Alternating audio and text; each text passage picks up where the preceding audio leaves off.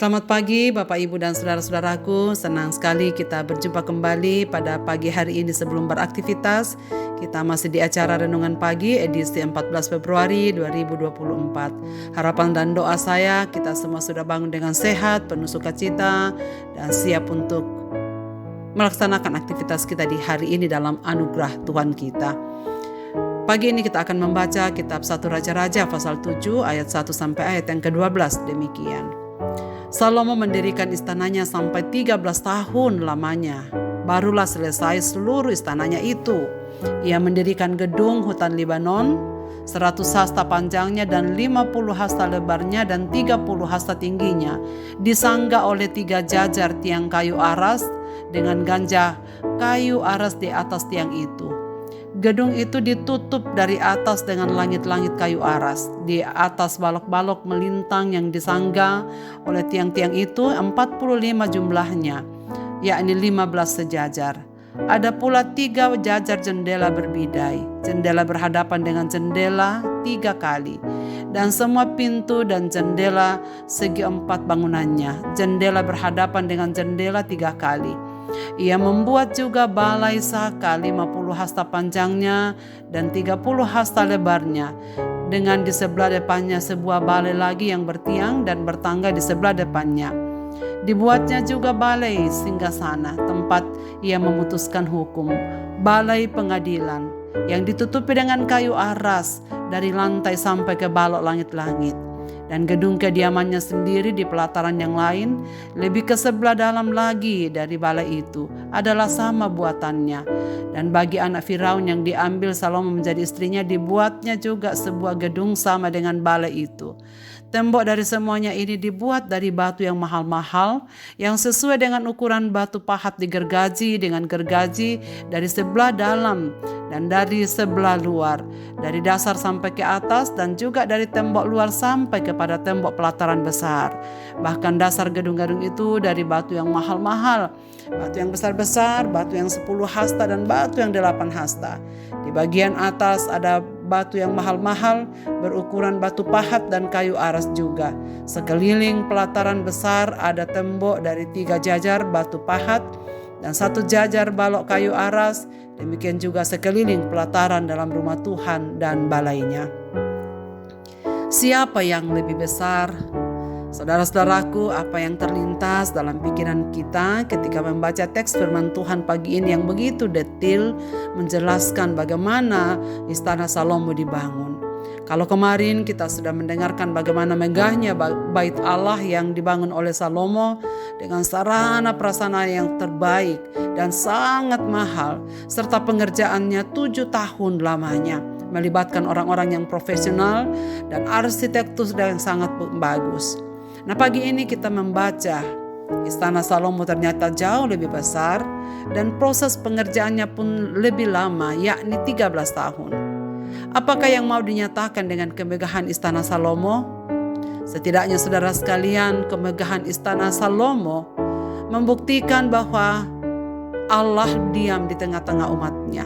Allah membuktikan janjinya memberkati Salomo. Istana Salomo dibahas bersamaan dengan bait Allah yang mempunyai 3 bagian ruang utama. Gedung hutan Libanon, balai saka, dan balai singgasana. Ruang luar, ruang dalam, dan ruang khusus memberikan penghakiman. Ini paralel dengan 3 pembangunan atau pembagian bait suci. Baik istana Salomo maupun bait suci melambangkan 3 realitas yang ada, yaitu seluruh manusia, umat Tuhan, dan tempat Tuhan berdiam. Tempat terdalam adalah balai di mana keputusan hukum diambil. Salomo sang hakim memutuskan perkaranya di ruang yang memberikan simbol kehadiran Tuhan. Saudara-saudaraku, hal ini menunjukkan bahwa Tuhan sungguh memberkati Salomo, bahwa Salomo diberi kesempatan oleh Tuhan untuk mendirikan rumah bagi dirinya sendiri. Tak cukup sampai di situ, ia pun mendirikan rumah yang begitu megah bagi dirinya sendiri, bagi aktivitas pelayanannya, bagi aktivitas pemerintahannya dan juga administrasi negaranya. Semuanya dilaksanakan dan difokuskan dalam kediaman Salomo tersebut. Saudara sekalian, tentu saja tak ada yang salah dengan hal itu. Semua orang pasti membutuhkan tempat tinggal. Apalagi bagi orang Israel yang selalu dalam perjalanan yang sudah terlalu lama dan sangat lama dalam perjalanannya keluar dari Mesir menuju ke tempat yang ia janjikan. Memiliki rumah sebagai tempat tinggal yang tetap adalah hal yang sungguh baik. Itulah sebabnya Salomo membangun rumah untuk Tuhan dan juga untuk dirinya sendiri. Dalam proses itu ia membutuhkan waktu lebih lama untuk membangun istananya dibanding dengan membangun bait Allah yang hanya 7 tahun. Waktu yang lebih lama itu diperlukan sebab istana yang dibangun Salomo juga lebih besar daripada bait Allah. Penulis sebenarnya memberi kesan positif tentang hal ini.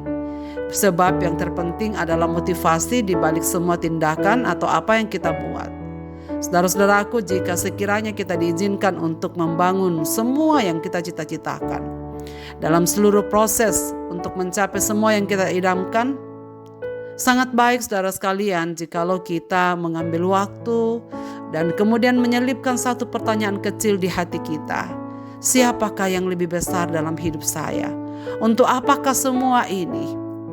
Semoga kita menemukan jawabannya dengan jujur di hati kita bahwa semuanya kita buat untuk hormat dan kemuliaan Tuhan. Untuk apakah semua ini?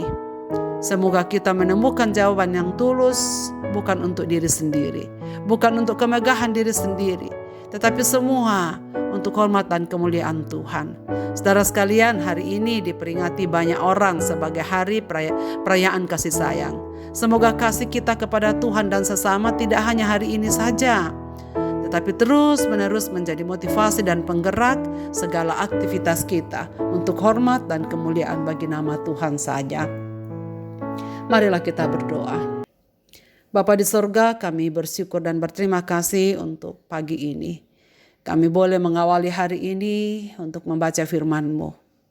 Tuhan mengingatkan kami bahwa jikalau Tuhan berkarya dalam kehidupan umat-umat-Mu, apa yang tak mungkin kami lakukan dapat dikerjakan oleh karena Tuhan yang memberkati.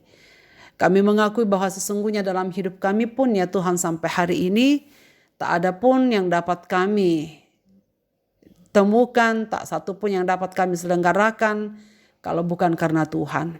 Itulah sebabnya Bapa, kami bersyukur untuk semua yang Tuhan telah buat dalam hidup kami.